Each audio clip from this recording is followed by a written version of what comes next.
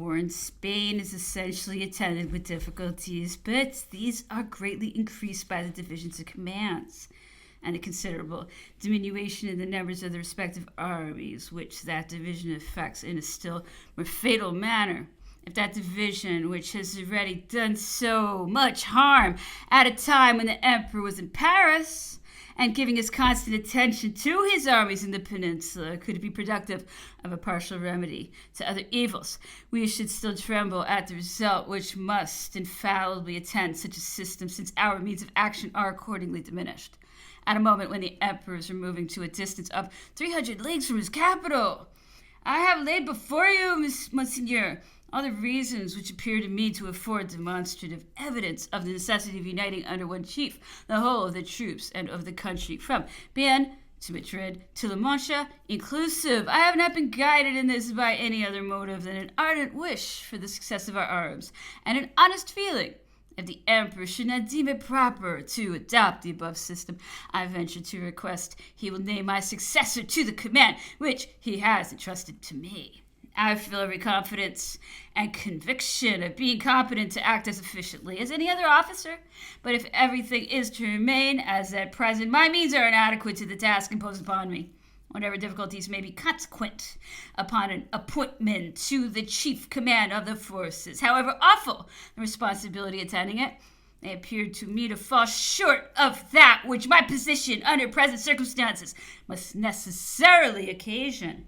However flattering may be an important command, it does not, in my mind, possess any value unless accompanied with some means of rendering substantial services. When I find myself deprived of those means, every other character is preferable to me, and my ambition sinks at once to the level of doing the duties of a common soldier.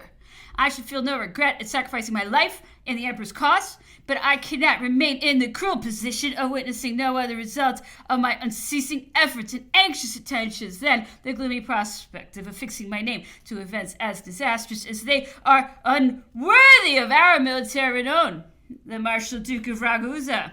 So positive were the orders issued that these remarks met with no attention, and the Duke of Ragusa was compelled to obey. He recalled the troops which he had kept along the Tagus, and moved towards the Agueda with 4 divisions, the only forces he could command, without leaving unprotected the frontier of Galicia, which was threatened by the Spanish army, or relinquishing his line of communications with France. He commenced his movements towards the end of March, raised the blockade of Badajoz, crossed the Agueda, entered Portugal, drove back the English who were opposed to him, defeated the Portuguese militiamen, and invaded the province of Mondego. But whilst he was thus penetrating into an intricate country, the English had renewed the siege of Badajoz with increased activity. The town fell into their power, and the marshal was compelled to retreat and reach Salamanca with no other result of his operations than his having subjected his troops to severe fatigue. Those operations were terminated previously to the emperor's taking his departure for Russia. He felt greatly displeased at the conduct of Marshal Marmont, and complained that no talent was displayed in his service, observing that by the aid of the most trifling combination, nothing was easier than to collect 3 times as many troops as the English could number on their side, and settle the question at once by a battle, the result of which could not for a moment have been of doubtful issue, but that, for want of a proper understanding, each party sacrificed the interest confided to him to the gratification of self-love, and the English general would be allowed to maneuver with united forces upon the several corps of our army, each one in its turn, and thus defeated in detail. If the emperor could have found it possible to spare himself for 2 months from other objects, he would have gone in person to Spain, but such a course would have been productive of the most serious difficulties. After the fall of Ciudad Rodrigo and Badajoz, the general aspect of affairs in Spain hung upon the issue of a battle, which it became the evident policy of the English army to bring about. It was therefore indispensably necessary that every preparation should be made for fighting an action, and that those points which there existed no longer any motive for obstinately maintaining should be immediately abandoned. The more so as the English army was already maneuvering upon Castile, whilst our best troops were stationed before Cadiz, Malaga, and Granada, in the kingdom of Valencia, and many other parts of Spain, where they could take no part in the events which must infallibly compel a retreat from all the positions they occupied. Independently, the armies engaged in active operations. There was an army of reserve in the province of Biscay, consisting of 2 strong divisions, one of which was stationed at Burgos. King Joseph had also a strong reserve in Madrid. Unfortunately, however, for our cause, these excellent troops were in scattered positions under different leaders, free from each other's control, and without any center of authority that could give their movements a stamp of uniformity. The consequence was that the districts assigned to each corps became so many petty viceroyalties, governed in as many different ways, and paying as little deference to the authority of the King of Spain as they would to the Emperor of Morocco.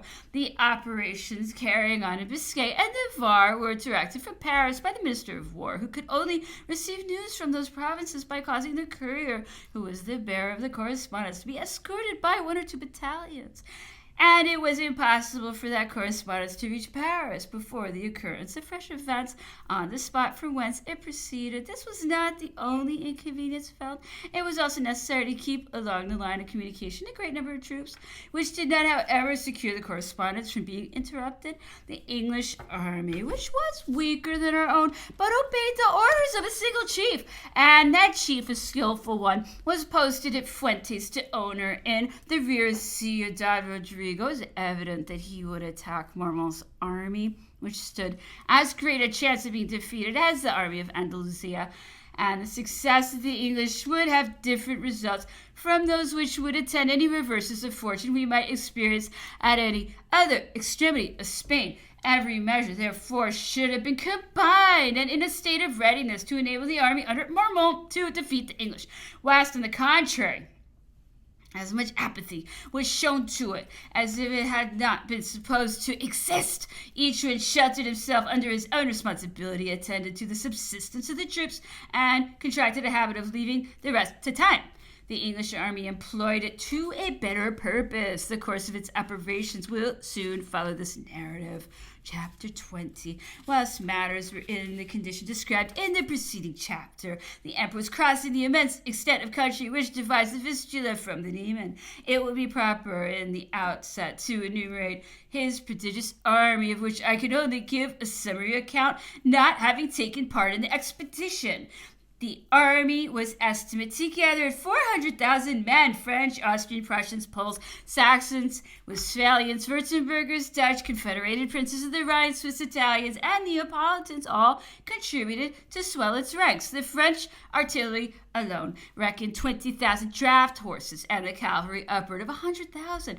If to this number be added the horses belonging to officers and to the baggage, some estimate may be formed of the daily consumption of provisions. The remainder of the army was composed of infantry. The army crossed the Vistula in the following order, commencing with the left wing. The Prussians were under the command of Marshal MacDonald, the Bavarians, and 3 French divisions under Marshal Oudinot and General St. Cyr. The Italians under the Viceroy of Italy, French troops under Marshal Ney, other French troops under Marshal Davout, the Württembergers and Westphalians under General Junot, the Poles under Poniatowski, the Saxons under General Regnier, the Austrians under Prince Schwarzenberg, the cavalry under the King of Naples, the infantry of the Guard under Marshal Lefebvre, the cavalry of the Guard under Marshal Bessières.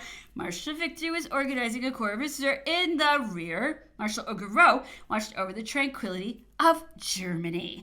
Whilst this armament was approaching the Russian Empire, a reserve was kept up in France of 100,000 National Guards collected on the most vulnerable points, such as Paris, Cherbourg, Brest, Rochefort, Toulon, Turin, Strasbourg, and Antwerp. They were clothed and equipped like regular troops and were commanded by veteran officers who had either retired from the service or been placed upon half pay.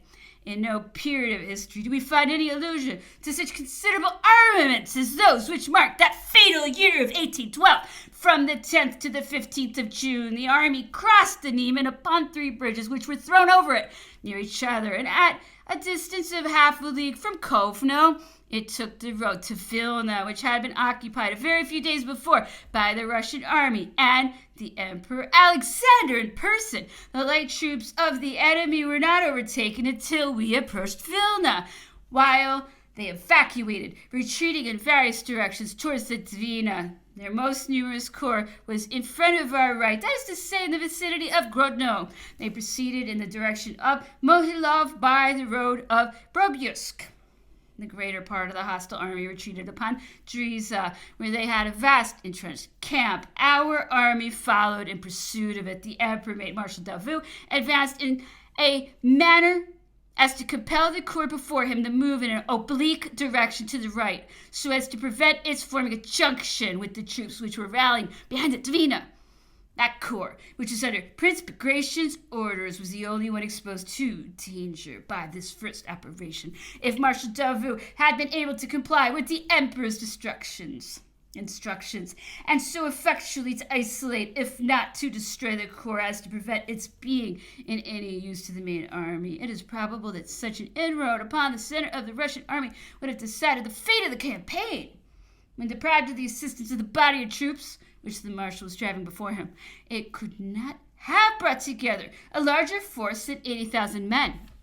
Vilna was entered on the 21st of June without any previous engagement. The emperor remained a few days in that city in order to send forward the different corps of his army in the directions in which he intended them to proceed. Marshal MacDonald, who had crossed the Niemen at Tilsit, advanced in the direction of Riga.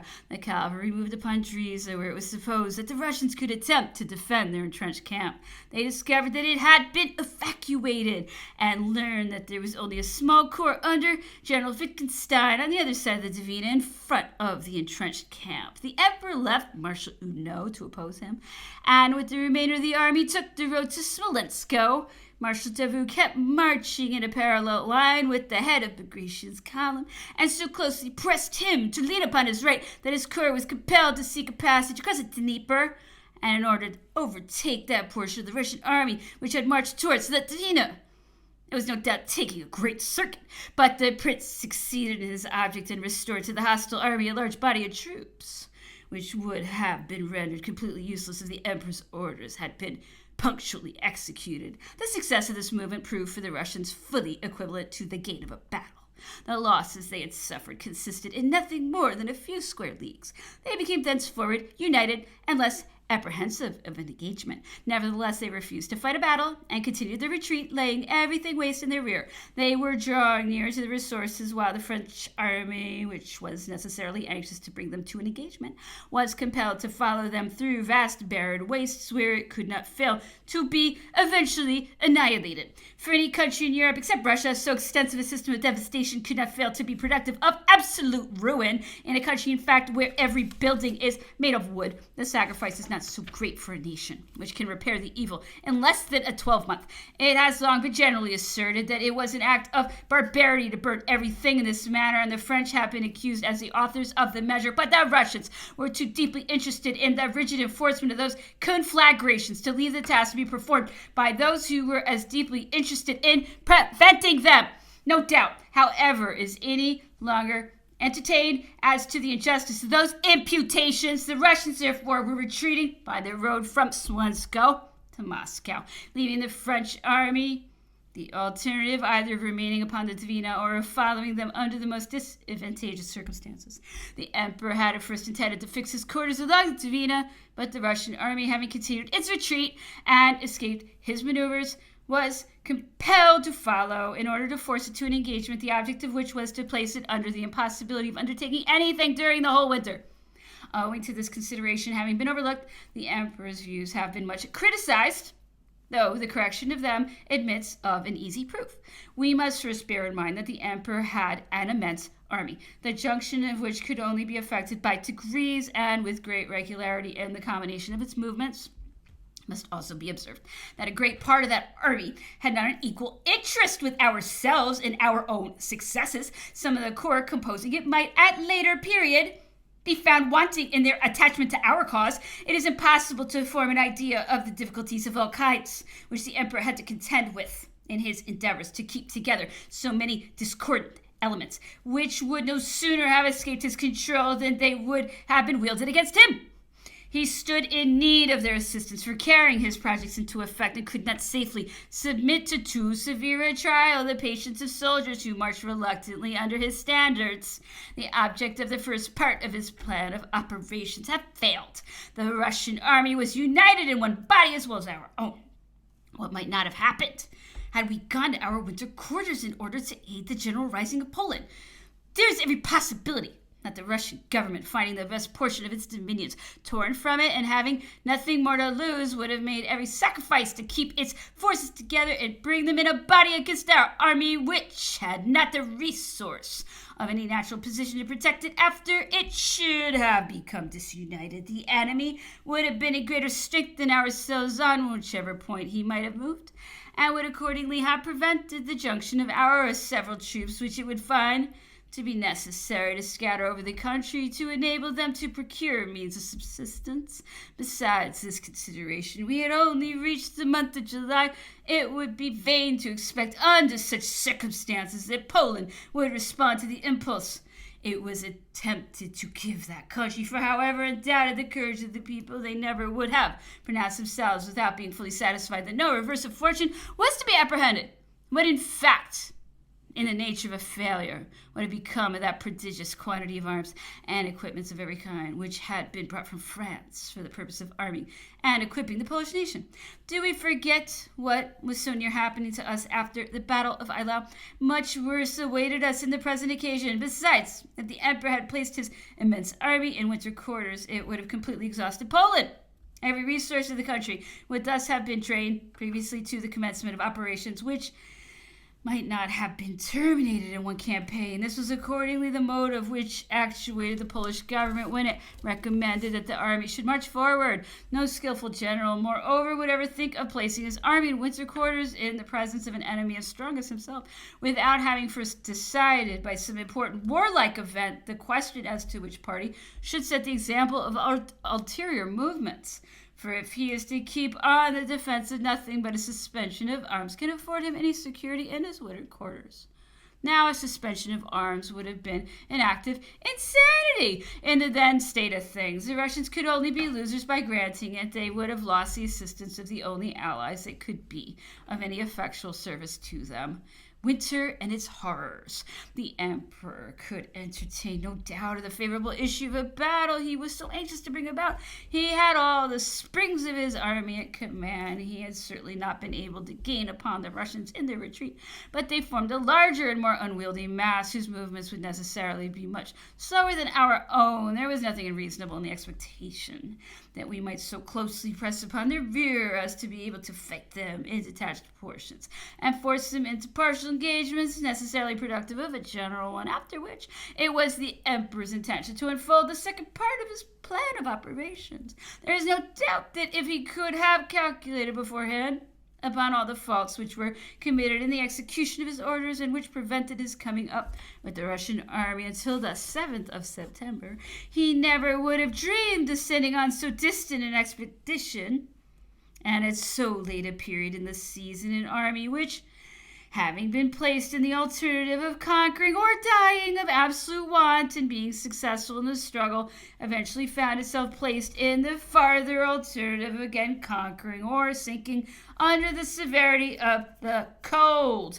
Chapter 21. Bagration had escaped the pursuit of our columns. The junction might be considered as effective. No movement on our part could any longer prevent it. The Emperor was anxious to allow some rest his troops, which were exhausted by fatigue and privations. He spread them amongst the villages in advance of Vitebsk and cantoned them in every place which afforded the smallest resources. The Russians became emboldened by this dispersion. They flattered themselves to be able to take us by surprise and accordingly retraced their steps. The Emperor allowed them to deploy their columns, and whilst they advanced along one of the banks of the Dnieper, he crossed over to the opposite bank and arrived by a rapid march in sight of Smolensk, which he was on the point of taking by surprise. The Russians returned in all haste and succeeded in overtaking us. The battle became general. They were defeated, were accordingly compelled to abandon the town to us and retreated partly by the road to Moscow and partly by that of St. Petersburg. The emperor ordered troops in pursuit of them, whilst General Junot, who was directed to move along the left bank, was instructed to cross the river and cut off their retreat. Had these measures been carried into effect, the enemy would infallibly have been destroyed and the campaign at once decided. Junot, however, remained stationary at his post. The road was left free, and the Russians retreated after a sanguinary action in which General Coutin was killed. The emperor was highly displeased at General Junot's state of inaction, but the mischief was done and could not be remedied. The Russian army thus escaped destruction for the second time and kept fighting in its retreat whenever a favorable opportunity offered for turning round upon us. We had again failed in our object, had gone too far to recede, and were compelled to follow the track of the Russian army with a vast assemblage of troops which exhausted all the resources of the country, and what is still more to be wondered at, without any precaution being taken by the administrative department to send forward the immense quantity of provisions which the emperor had caused to be collected in various parts of Poland. This inexcusable error was one of the causes of the disorganization which eventually spread amongst the troops when they were under the necessity of providing for their daily wants. In order to avert such evils, the emperor must have been expected to think for everyone and to act the part assigned to each. He had not even the benefit of the smallest suggestion from others. All confined themselves to listen and obey to his wishes, without ever submitting any of those observations which a mind so constantly on the stretch might well be supposed to have overlooked. Matters had taken a still more deplorable turn in Spain. I now resume the narrative of occurrences in that country. After the capture of Ciudad Rodrigo and Badajoz, the English had formed into platoons in the north, had collected their large magazines of provisions, and made every preparation for carrying on a vigorous offensive warfare with the view of keeping the army of Portugal in its isolated position. When his operations should have commenced, it was of importance for Lord Wellington to lay the groundwork of eventual success by destroying the means of communication existing between the hostile forces in the south and north of the country, as he naturally supposed the French armies to act with that concert which was to be expected between friendly troops, and was far from suspecting that the very spirit of rivalry subsisting between them was sufficient to effect the purpose he had in view. Accordingly, he caused a coup de main to be made upon Almaraz, which is crowned with success. The fortifications of Almaraz were intended to secure the passage of the Tagus by protecting the bridge from being carried. Badajoz had been saved in the preceding year in consequence of the movement made by the army of Portugal and its junction with the army of the south. The former might, in its turn, expect to receive effectual assistance from the latter. On the 18th of March, General Hill's division suddenly presented itself before the bridge of Almaraz, avoiding that of Miravets, and advanced without cannon, and in the night-time, close up to the field works of the right bank, which protected the bridge over the Tagus. The forts had been carefully constructed and were defended by a redoubt, and the works were strengthened with phrases and palisados. The English troops being provided with ladders, they immediately attempted a scalade and succeeded in their object. A foreign battalion, which formed the chief part of the garrison, basically gave way. Albert, its commander, though an officer of great personal courage, lost his presence of mind and knew not which way to turn. The enemy, after demolishing the forts on the right bank and destroying the bridge, fell back upon Estremadura, and General Foy, who had arrived from Oropesa with his division, was unable to come up in time. Had the force resisted the attack for a single day, the expedition of the English troops would have proved disastrous to them. Lord Wellington, feeling himself quite at ease respecting the movements of the army in the south of Spain, crossed the Guadalquivir on the 13th of June and marched upon Salamanca. The French army was scattered over the country in order to secure its means of subsistence, but everything had been prepared for bringing all the troops together whenever circumstances might require it. The forts of Salamanca, 3 in number, named St. Vincent, St. Quitano, and the Royal College, formed an imposing defense which could not fail to arrest the progress of the army. They were left to their own means of protection, and the army of Portugal effected the junction of all its Corps at the distance of a few leagues in the rear of the enemy, and the meanwhile took up a position on the heights of San Cristobal, blockaded the forts, and finally laid regular siege to them. The emperor's instructions had enjoined that in case of an offensive movement on the part of the English army against that of Portugal, 2 divisions of the northern army should join it with the greater part of its artillery and cavalry, whilst the army of the center should furnish 6,000 men, and if General Hill crossed over to the right bank of the Tagus, the 5th Corps should follow it and form a junction with the army of Portugal.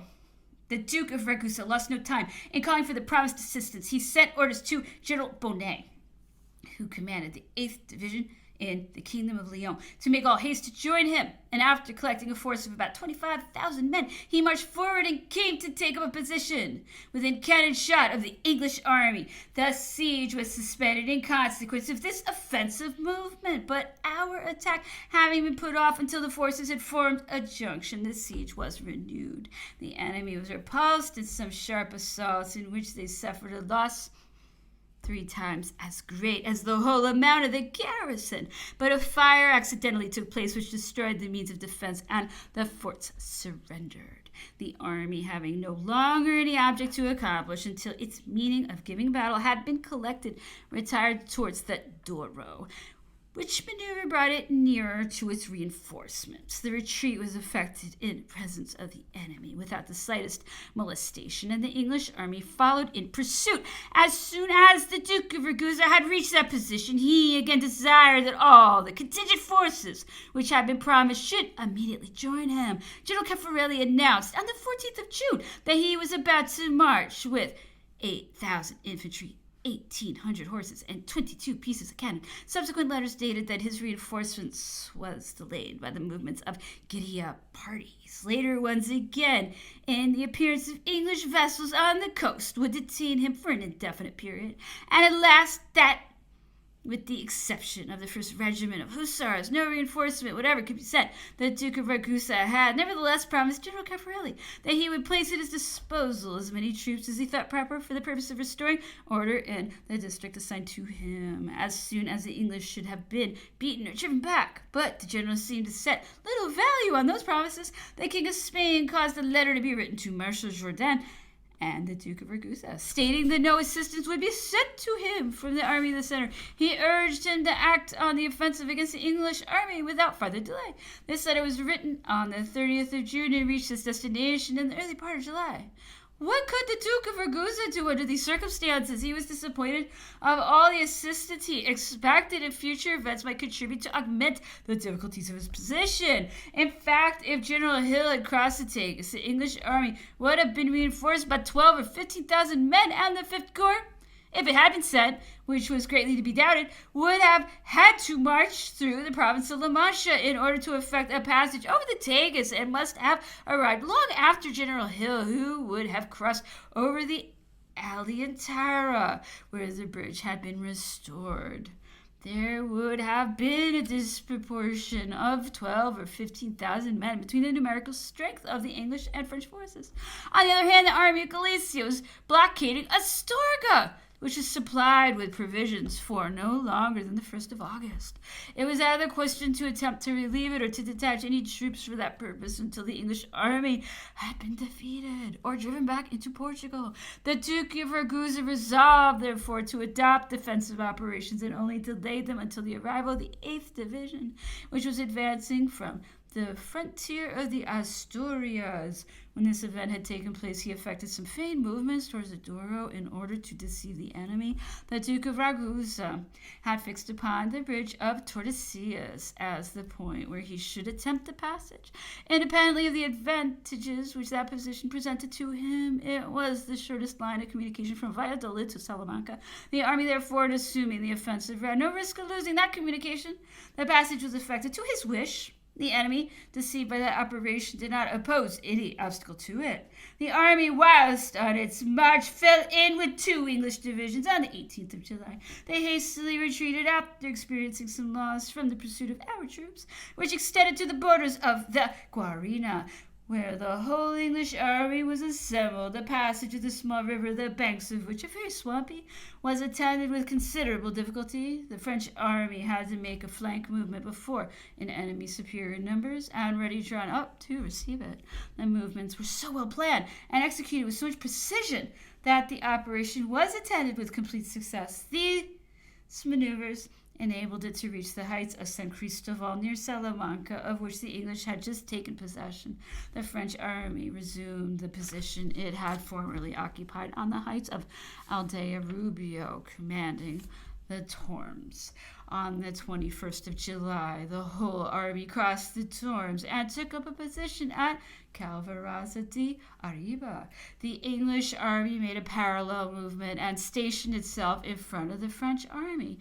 Early on the 22nd, their respective positions were taken up with greater precision, and the center of each army occupied one of the heights of the Arapiles, which are only separated from each other by a small ravine and a distance of 150 toises. Lord Wellington made every preparation for a battle, and at the hour of 11 set his columns to attack in motion. On further consideration, however, he stopped short, and having discovered that the French army occupied a strong position, he renounced the idea of attacking it. From that moment, he determined to retreat and made every arrangement in consequence. This retrograde movement became a matter of necessity as soon as he declined giving battle, because the French army would have fallen the next day upon his line of communication in furtherance of its own plan of operations. The Duke of Ragusa only delayed attacking the English until the greater part of their forces should have removed to a distance. All of a sudden, however, General Macoun, a gallant soldier who never beheld the enemy without feeling his blood boiling within him, was carried away by his ardor, descended from his position, and pursued the English army without receiving either orders or assistance to warrant his rash and uncalled for movement, which compromised the safety of all, threw a doubt over our expected success, and sacrificed the fruits of the prudent and judicious dispositions prepared many months beforehand. The Duke of Ragusa, after sending directions for the troops to resume their former position, thought it safer to visit it in person. But at the very moment of starting on his way thither, he received a severe wound from a cannonball, which compelled him to quit the field. This fatal event left the command in doubtful hands, spread disorder amongst the troops, and caused the misfortune of the day. Nevertheless, the enemy, according to official and authentic reports, experienced a greater loss than the French army. It was during the retreat that they took prisoners at a greater number of soldiers who had been driven by the want of provisions to scatter themselves over the country. Whilst the events were taking place of which I have just given an account, the Pope was on his way to France. The Emperor, at the moment of his departure for Dresden, had discovered by the reports of the Naval Department that an English cruiser had been stationed before Genoa, and he wrote to me accordingly not to delay the Pope's journey any longer. He directed me to bring His Holiness to Fontainebleau, and to neglect nothing that was calculated to afford accommodation during the journey, but to prevent the news being made public. He sent me a letter from Prince Borghese, the governor of Piedmont, requesting him to bring to Turin an Italian bishop, a great favorite of the Pope, whom the latter would no doubt be gratified to meet on his way. The Emperor repeated the injunction that he had already given me not to do anything that might be the means of his being arraigned with intentions which he never entertained.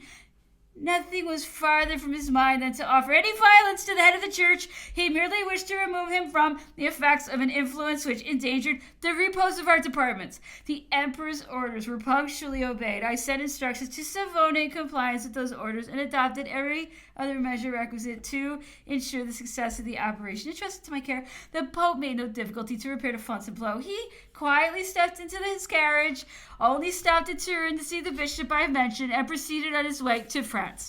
On crossing Mont-Cenis, he fell so seriously ill as to alarm every person in his suite. The officer of gendarmerie who was at the head of the escort reported the circumstance to me by courier. This worthy man apprehended that the Pope's life was in danger and was distressed beyond measure at being charged with such a mission.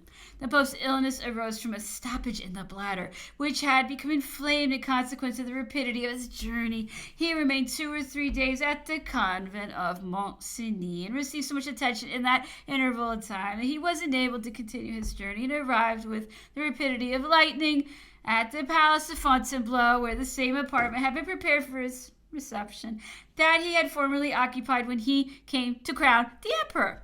Private servants of every kind belonging to the emperor's household had been sent there beforehand, as well as carriages and horses from his stables. The emperor sent orders from the army for the ministers and officers of his household to pay their respects to the Holy Father, and directed a person in his confidence to inform him in what manner his orders had been obeyed. I now take my leave of the Pope, but shall presently return to him. The English did not follow up at first with any degree of ardor the success they had obtained at Salamanca. Instead of pursuing the remains of our army, which would have been unable to rally, they advanced to Madrid, where the general-in-chief was anxious to court the laurels of his victory. The king had been under the necessity of evacuating his capital. He had retreated in the direction of Marshal Suchet's corps in the kingdom of Valencia, from whence he gave repeated and positive orders to Marshal Soult to evacuate Andalusia and to march his army against the English. At the time of his issuing those orders, of the Marshal Soult's receiving them, the English general was in Madrid, so that it deemed hazardous to bring back the army of Andalusia across the Sierra Morena. It was supposed the English were about to establish themselves in La Mancha. The marshal made his movement through the kingdom of Murcia, came up with the troops of Marshal Suchet, and marched with them upon Madrid, which the king again entered with these forces. Whilst this operation was carrying into effect, the English army had advanced towards Burgos, with the intention of carrying the castle. Unfortunately for us, it was commanded by a gallant officer who courageously resisted the repeated attacks of the English and compelled them to retreat. Chapter 22. The loss of the Battle of Arapils dispelled, in a great measure, the favorable impression which the bulletins of the Grand Army were calculated to produce. Comments were now made upon them, and the most sanguine people could not fail to remark that the isolated engagements of which those bulletins gave an account had not the character of decisive events. They were partial feats of arms, glorious no doubt for the troops and generals who had shared in them, but by no means of a nature to decide the question between the contending forces. A calculation was made of how many days had still to run of the fine season for the operations of the army, and of the distance it had still to perform, but there was nothing to satisfy the public anxiety on a review of the dangers it still had to encounter. An extreme avidity for news was everywhere displayed, coupled with a kind of restless uneasiness which naturally increased the desire for fresh intelligence. A decisive battle between the Russian army and our own was anxiously hoped for. It was clearly perceived that the emperor was maneuvering to force the enemy to an action, but the reports of those partial combats were only considered as a compensation offered to the public feeling of a nation hitherto spoiled by an uninterrupted series of victories. The conclusion of an armistice was the only thing expected with any certainty, and as a necessary consequence, the placing the troops into winter quarters. The general halt had been ordered for the purpose of allowing the troops some breathing time. It was remarked that they had been kept in constant march, that their shoes must therefore be in bad condition, and yet that no fresh supply had followed the army. The bulletin reported that a large quantity of flour had arrived, that provisions were collecting in various directions. The conclusion drawn from all this was that the army was unprovided with everything, and that those particulars were given for no other purpose than to calm the public agitation. It was known that the army suffered many privations. A correct estimate of its wants might be drawn from a calculation of its numerical amount. Other reflections were made of a no less painful nature. It was observed that hitherto the Russian army had baffled all the attempts made to force it to an engagement, that it had effected its escape at Smolensk, and that no reasonable calculation could any longer be made upon the results to be anticipated from the continued advance of the French army, since there was no possibility of stopping the Russians in their retreat. The public mind was wholly engrossed by these reflections, and anxiously longed for an armistice, which, when taken advantage of by able hands, must always terminate in a peace. The idea was fondly entertained that the emperor would continue to drive the Russians before him for some time longer, and return to take up winter quarters behind the Dvina and along the banks of the Dnieper. It was inferred that he would thus have the whole month of September to entrench a position in advance of Smolensk between those two rivers and to bring up the provision he had collected in the rear of his army. The emperor would have come back to Vilna, where he would have stirred up the whole of Poland and raised an army from that country in readiness for the ensuing campaign. So much reliance was placed in the occurrence of the events thus contemplated that the rumor was already gaining ground on the departure of the empress for Vilna, where it was supposed that the emperor would require her presence. It was also alleged that the emperor had ordered the engineer officers of the army to reconnoiter a military position between the Dwina and the Dnieper, which would admit of being strongly fortified and of receiving the whole army. The public uneasiness increased when it was discovered that this species of plan of campaign was not carried into effect, and that the emperor, instead of halting in the midst of the fine season, continued to move on. Every mind was on the stretch to forebode misfortunes, of which experience unhappily conformed the reality. The expedition was no doubt a very daring and hazardous one, and I cannot pretend to defend a policy, the propriety of which has been condemned by the event, but let us weigh the considerations which justified the confidence felt in marching forward, and which required that an army composed of such discordant elements should not be allowed to enjoy a repose of at least 6 or 7 months. Lastly, if we add to this picture some reflections on the respective characters of the individuals who were about the emperor's person, such as the King of Naples and the Prince of Neuchâtel, I think they will afford more than on any other occasion a correct solution of the motives which led to the uninterrupted continuation of the campaign.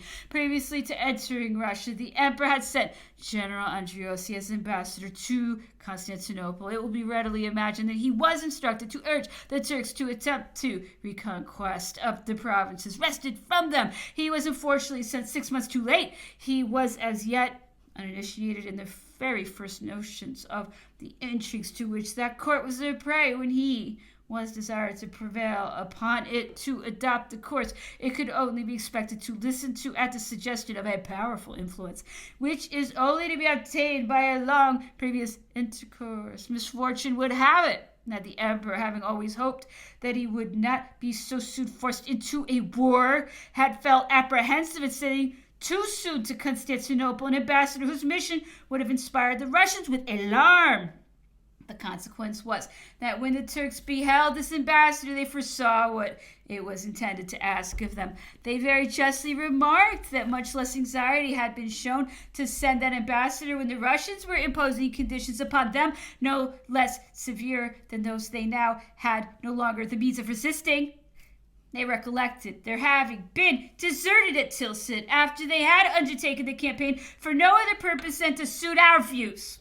They now treated us in the same manner. They profited of the embarrassments we had brought upon the Russians to obtain conditions which, however severe, might have been much more so, had we not opportunely come forward to paralyze in that quarter and engross on the strength of the Russians. Instead, therefore, of yielding to our entreaties, the Turks listened to the proposal of the Russians, who immediately marched back to their army through Poland, which by ascending the Dnieper was now moving upon our rear. It is proper to remark in this place that whilst the emperor was taking his measure to carry on the war with becoming vigor, he had carefully avoided every appearance of being the aggressor. He wished thereby to reserve to himself the means of negotiating with the Emperor Alexander, who he clearly perceived had wholly resigned himself to that influence from which he had succeeded in withdrawing him at the period of the Treaty of Tilsit. At the very commencement of the present campaign, the emperor had opened an intercourse with Sweden for the express purpose of inducing her to seize upon this opportunity of recovering the possession of Finland. Nothing assuredly could be farther from his thoughts than that a marshal of France, who had been raised to the throne on the shields of French soldiers and was called to direct the destinies of a people excited to a natural animosity against the Russians by their political interests and the recollections of their former glory and of the recent act of injustice of which they had been the victims. Nothing, I say, could be more unexpected than that Bernadotte should sacrifice to that unhappy passion of the human breast a petty hatred. The true interests of the Swedes in the furtherance of which he ought to have placed his pride, solely to gratify a mere personal desire to revenge upon the worn-out frames of those very soldiers whom he had but 3 years before called his own children, and whose blood had laid the foundation of his fortune. Nevertheless, he was the person who drove Sweden to the course she adopted. His predecessor could not have acted a worse part than he did. When the latter descended from the throne, he had not yet lost Finland, and Bernadotte, as the prince of the price of his attachment to Russia, saw the province of Pomerania wrested from his possession. True it is that he received a compensation for the loss. Be this as it may, not only did Bernadotte turn a deaf ear to the proposal that he should attack Finland, but he yielded to the suggestions of those who were about his person, and made him accede to proposals of a very different character, which history will record to his disgrace. After the retreat of the Russian army behind the Dvina, the Emperor of Russia had returned to St. Petersburg. By terminating the war with the Turks and bringing Bernadotte under his yoke, he had unquestionably made great progress towards eventual success. The Emperor of Russia was so sensible of the probability that the Swedes would endeavor to recover Finland, and that Bernadotte would seize the present opportunity of acquiring popularity in Sweden, that he had left 2 divisions of Russian troops in Finland, as much with the view of defending it as of covering St. Petersburg. Finding, however, that Bernadotte, so far from yielding to the earnest entreaties of France, manifested a spirit of animosity against the Emperor Napoleon, he concluded that he incurred no risk in offering him his alliance. Accordingly, he sent him one of his aides de camp to propose an interview. Bernadotte's vanity was not proof against this invitation. Shutting his eyes to the motive which caused his alliance to be thus courted, he hastened, like a madman, to rivet those chains which he might, sword in hand, have broken asunder. He preferred receiving his investiture of a throne from the power which has oppressed the Swedes for the last century, rather than render himself worthy of the choice made of him by avenging the insults which Russia has inflicted upon Sweden. Had the Swedes called him to the throne for no other purpose than that he should place them at the mercy of the Muscovites, in that case, they had no occasion for him. It was needless for them to search the ranks of the French army for a man who might bring them under such a subjection, since they had Gustavus at command. Their first impulse after deposing this prince was to throw themselves into the arms of France.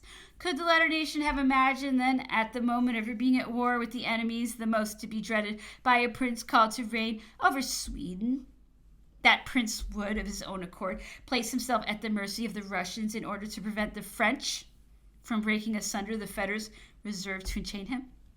This could only be the act of a madman, or of one whose heart is steeped in gall, and whose soul cannot exist without gratifying its revenge, and a revenge founded upon nothing else but the many benefits conferred upon him by the emperor, and the indulgence he had so much abused after the transactions of the western provinces at Paris, Jena, Ilo, and Antwerp.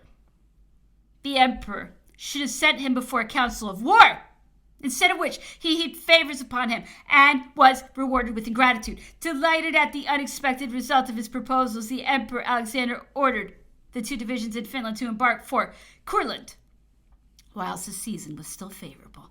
This accession of strength was more than a compensation for the losses which his army had suffered, and placed it in a condition which gave less to apprehend the result of any signal event that might occur.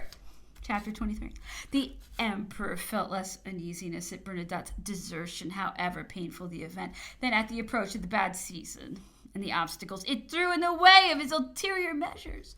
He was the more anxious to fight the Russian army, as it was probable that if he could succeed in forcing it to an action before the arrival of the corps which the Treaty of Abo had placed at his disposal, he would, by a judicious application of the advantages he had already secured, obtain such decisive successes that the arrival of the troops which were hastening from Finland would make very little alteration in the course of events he would have at his command after the gain of a battle. But it was necessary that everything should be brought to a close before the setting in of the bad season, which always occurs at a certain period, and which ought to serve as a guide in every undertaking. Had not the emperor been under the control of circumstances, had he been enabled to place his troops in cantonments, he would have returned to Vilna and set his springs in motion for revolutionizing Poland.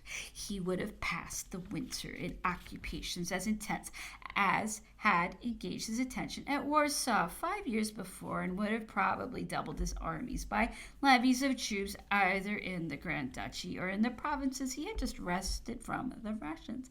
On the one hand, however, the events that had occurred and the character of the campaign were obstacles to his intentions, and on the other, the principal members of the Lithuanian nobility felt no anxiety to support so immense an army during the winter, besides which they did not consider that the Russian army had been so signally defeated as to justify their exposing themselves and taking a part in encouraging a general rise throughout the country. A still greater obstacle was to be found in the character of the individuals who surrounded the emperor. Each was a prey to his own peculiar ambition. If the staff of the army had still consisted of men of the same stamp as those who had composed it in the early wars of the Revolution, it is probable that affairs would have taken a very different turn. Ever since the system pursued by the government had consecrated the return to monarchical principles, the old nobility had again rallied in its train. The warlike youth who issued from their ranks had solicited the favor of following the career of arms.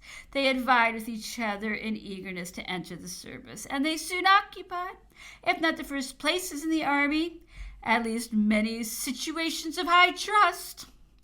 Every marshal of France or general officer had some of them amongst his aides de camp and his staff. The greater part of the cavalry regiments were commanded by officers belonging to those families. They were already beginning to make their appearance in the infantry regiments. The whole of this young nobility had sincerely bound themselves to the emperor's fortunes because they were easily animated by the thirst for renown. They delighted in facing dangers, eagerly courted the opportunity of fighting, but were no less ardent after pleasures when conscious of having performed the duties expected from them. Such was the composition, such the qualities and defects of the young men who surrounded the emperor, the king of Naples, and the prince of Neuchatel, as well as those who held appointments in the numerous grand staff of the army. They exhibited on this occasion a uniformity of opinion which appeared to represent the sentiments of the whole army. All these young men, finding that they must dismiss every hope of returning to pass the winter in Paris, saw no other alternative for them but Moscow as a substitute for the French capital. They had hurried over Poland as butterflies are seen to flutter about from flower to flower, and if a dozen armies had stood in the way of their penetrating to the spot which they longed to reach, they would have still persevered in their object. Moscow appeared to them a center of every amusement. They were enraptured beforehand with what they expected to find in that city, and their imagination wandered in a perfect bewilderness at the bare anticipation of the pleasures they expected to find in the capital of the Russian Empire.